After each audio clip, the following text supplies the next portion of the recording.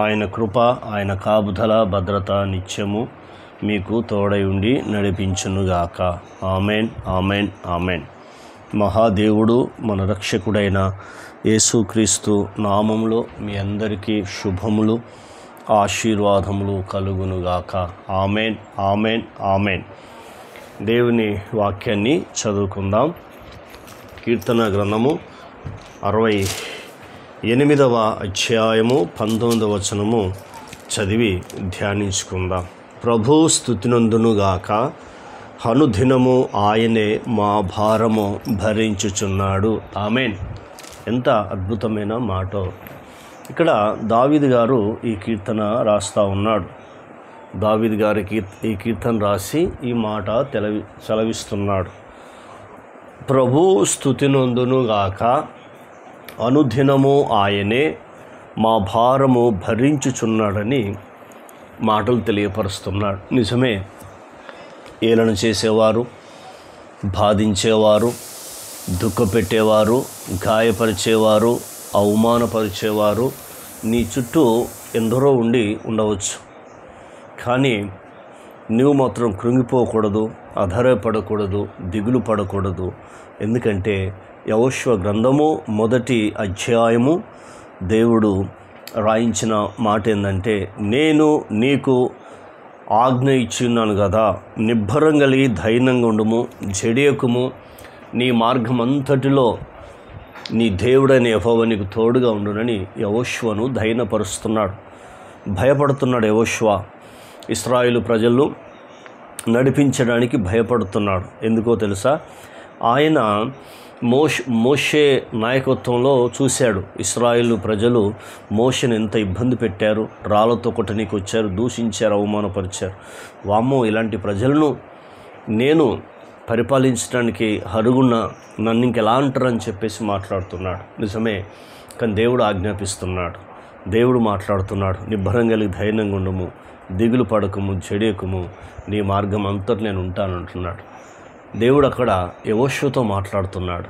ఇక్కడ దావీదు మాట్లాడుతుంది ఏంటంటే, ప్రభు స్తుతినందునుగాక, అనుదినము ఆయనే మా భారము భరించుచున్నాడు. ఎంత అద్భుతమో చూడు. కల్వరి శిలువలో యేసుక్రీస్తు ప్రభువారు మన కొరకు మానవుడిగా పుట్టి మన రోగాలు, మన పాపాలు, మన దరిద్రతను భరించి, అంతేకాకుండా కల్వరి శిలువలో ప్రాణం పెట్టి తిరిగి 3వ దినం లేచి మహాదేవుడు ఆయన. ఇక మీ బతుకు మీరు బతకనరా అనట్లేదు, కానీ ప్రతి దినం ఆయన ఏమంటున్నాడంటే, భారము నేను భరిస్తున్నాను బిడ్డ అంటున్నాడు. కాబట్టి ఎవరు కూడా భారం భరించాడు, గుర్తుంచుకోండి. మత్తయి సువార్త 11వ అధ్యాయము 28-29. ప్రయాసపడి భారం మోసుకొనుచున్న సమస్త జనులారా నా యొద్దకు రండి, నేను మీకు విశ్రాంతిని ఇస్తానన్నాడు. నేను సాత్వికుడును, దీన మనస్సు గలవాడను, నా యొద్దకు వచ్చి నా కాడి ఎత్తుకొని నేర్చుకోండి, అప్పుడు మీ ప్రాణములకు విశ్రాంతి దొరుకునని చెప్తున్నాడు. అంత అద్భుతమైన దేవుడు మనకు ఇక్కడ ఉన్నాడు. కాబట్టి అలానే దేవుని మనం పూజిస్తున్నాం, ఆరాధిస్తున్నాం. కాబట్టి నిన్ను పరీక్షించుకో. దేవుడు నీ బాధ్యత ఏంటంటే దేవుని స్తుతించడం, దేవుని ఘనపరచడం, వ్యక్తిగత ప్రార్థన, కుటుంబ ప్రార్థన, సంఘ ప్రార్థన, ఉపవాస ప్రార్థనలో ఏకాంతంగా దేవునితో ఉంటున్నప్పుడు నీ భారాన్ని భరిస్తాడు దేవుడు. అది అప్పుల భారమా, అది రోగమా, అది పేదరికమా, అవి సమస్యలు, అవి ఏమైనా కావచ్చు, భరించడానికి దేవుడు సిద్ధంగా ఉన్నాడు. మొదటిది. రెండవది మనం చూద్దాం.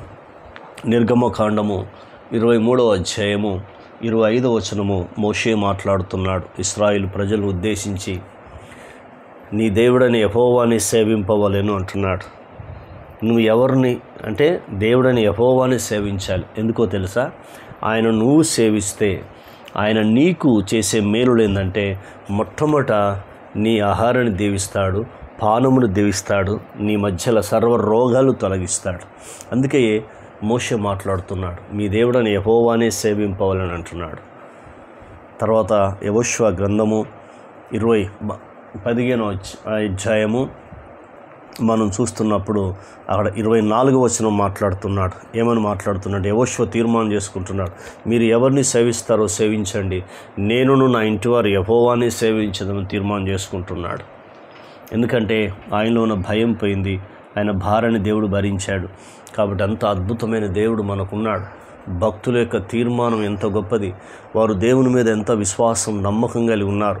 ఎన్ని శ్రమలు, బాధలు, కష్టాలు వచ్చినా కూడా వారు లెక్క చేయకుండా, మనుషుల వైపు చూడకుండా, లోకం వైపు చూడకుండా, పరిస్థితులు ఎంత భిన్నముగా ఉన్నా వాటిని ఎదిరించే కృపను దయచేయమని ఆయన సన్నిధానంలో కూర్చొని ప్రార్థిస్తున్నారు.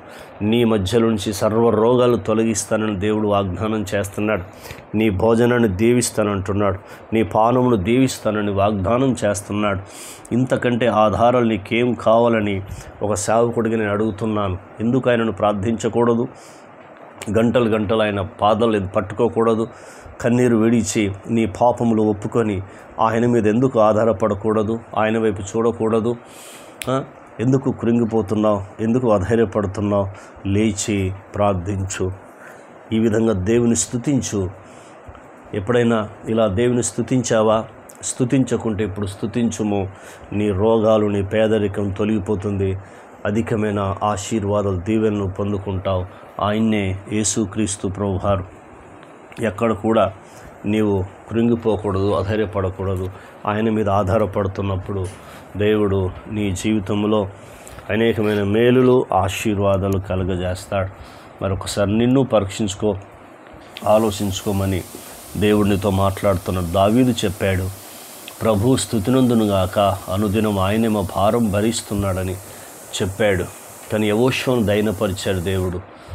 నీవు నడుచు మార్గమంతట్లో నేను తోడుంటానని చెప్పి దేవుడు అతనికి వాగ్దానం ఇచ్చాడు. మరి వాగ్దానం ఇచ్చిన దేవుడు నమ్మదగిన దేవుడని నీవు విశ్వసిస్తే, నీవు ఆయన మీద ఆధారపడితే ఖచ్చితంగా దేవుడు అధికమైన మేలులు చేస్తాడు. ప్రభుని స్తుతిద్దాం. స్తుతి స్తుతి స్తుతి స్తుతి స్తుతి, మీకు స్తుతి, మీకు స్తుతి, మాకు కాదు యెహోవా మీకు స్తుతి కలుగునుగాక. మిమ్మల్ని ఘనపరుస్తున్నాం, మిమ్మల్ని హెచ్చిస్తున్నాం తండ్రి, నీకు స్తోత్రాలు. స్తుతిలో అయ్యా మేము స్తుతించినప్పుడు బంధకాలు ఊడిపోతాయి అన్నాడు పౌలు. స్త్రీలు ప్రార్థించి స్తుతించినప్పుడు చెరసాల అయ్యా ప్రభా బంధకాలు, అందరి బంధకాలు ఊడిపోయినాయి, చెరసాల బద్దలైపోయింది ప్రభువా, నీకు స్తోత్రాలు. ఇప్పుడు దుష్టుడు బంధించిన బంధకాలన్నీ యేసు నామములో విడుదల కలుగునుగాక. సర్వశక్తి కలిగిన యేసు నామములో విడుదల కలుగునుగాక. అనారోగ్యం ఉన్నవారిని ప్రభువా యేసు నామములో సంపూర్ణమైన స్వస్థత కలుగునుగాక. ఆర్థిక ఇబ్బందులు ఉన్న వారికి యేసు నామములో విడుదల కలుగునుగాక. గర్భఫలం లేని వారికి యేసు నామములో గర్భఫలం కలుగునుగాక. కుటుంబాల్లో శాంతి సమాధానం లేని వారికి శాంతి సమాధానం కలుగునుగాక. అనేకులకు రక్షణ కలుగునుగాక. ఈ మాటలు అనేకులు మీరు ఆశీర్వదించి మహిమ తెచ్చుకోమని యేసు నామములో పొందినాం తండ్రి. ఆమెన్. దేవుడు మనను దీవించి ఆశీర్వదించునుగాక. Amen, amen, amen.